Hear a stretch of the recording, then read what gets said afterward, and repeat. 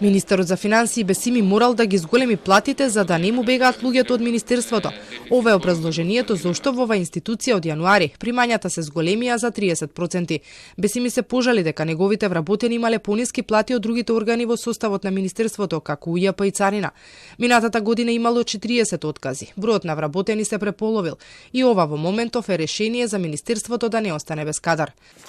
Да го остави министерството без вработени, да немаме буџет воопшто, да не работи никој во министерство.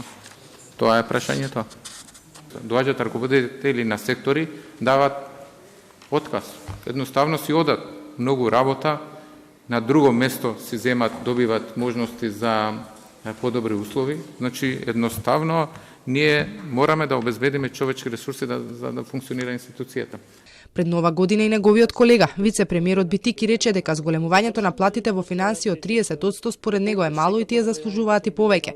Освен во финансии, повисока јануарска плата ќе добијат и вработените во одбрана и во образование. Евроамбасадорот Девид Гирпак препорача, политиката треба да се тргне од јавната служба и да се остави простор на стручниот кадар, дека е во ред да има финансии, но акцентот мора да се стави на унапредување на администрацијата, затоа што без стручна јавна служба земјава не може да се развива и да оди напред. Тука имаме неколку аспекти, финансирање, партиско влијание, кое што е премногу силно во одредени делови на администрацијата. Меѓутоа, како одговор на вашето општо прашање, потребно е да имаме јавна служба, државна служба, која што може да испорача на што треба. Многу работа има да се зајакне јавната служба.